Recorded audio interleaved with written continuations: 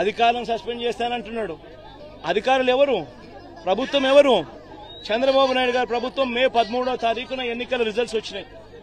మే 13వ తారీఖు నుంచి ఇవాళకి దాదాపుగా 4 నెలలు కావస్తా ఉంది. మే 13వ తారీఖున ఎన్నికల రిజల్ట్స్ వచ్చినాయి. మే 13వ తారీఖు నుంచి ఇప్పటిదాకా దాదాపుగా 4 నెలలు కావస్తా ఉంది.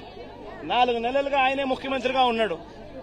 అధికారులను ఆయనే దగ్గరుండి ఆయనే ఏ అధికారిని ఎక్కడ పోస్టింగ్ వేయాలి అని చెప్పి ఆయనే దగ్గరుండి ఈ 4 నెలల్లో పోస్టింగ్లు కూడా తానే పూర్తి చేసినాడు. మళ్ళీ ఆయనే పోస్టింగ్లు ఇప్పించుకున్న అధికారులు వల్ల ఇది జరిగింది అని చెప్పి ఆయనే చెప్తా ఉన్నాడు సిగ్గు లేకుండా అనంటే అంతకన్నా సిగ్గుమాలిన పని ఏదైనా ఉంటుందా?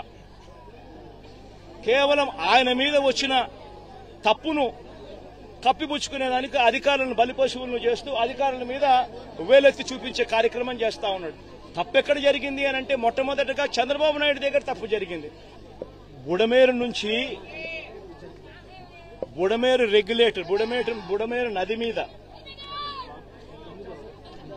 రెగ్యులేటర్ పేరు వెలగలేరు రెగ్యులేటర్ ఉంది.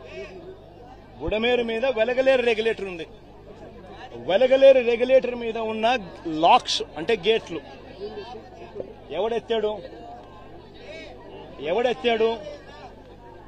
శనివారం అర్ధరాత్రి తర్వాత ఎవడెత్తాడు? ఎందుకు ఎత్తాడు?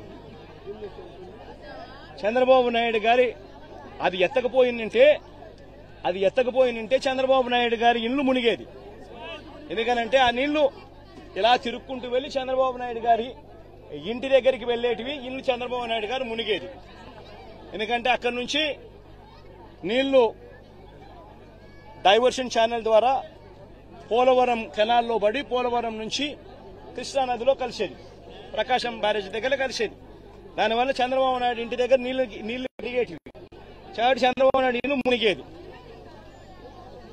ఆ రెగ్యులేటర్ గేట్లను బుడమేరు మీద ఉన్న ఈ రెగ్యులేటర్ గేట్లను ఎత్తింది ఎవడు? ఎందుకు ఎత్తినాడు? అర్ధరాత్రి పూట హడావిడిగా ఎక్కడ చంద్రబాబు నాయుడు ఇల్లింగా మునిగిపోతుందేమని. అది ఎత్తడం వల్ల నీళ్లు ఏం జరిగింది? ఆ గేట్ల నుంచి వచ్చే నీళ్లు నేరుగా ఎక్కడికి వెళ్తాయి? విజయవాడకే వస్తాయి. ఇది రూట్ సార్.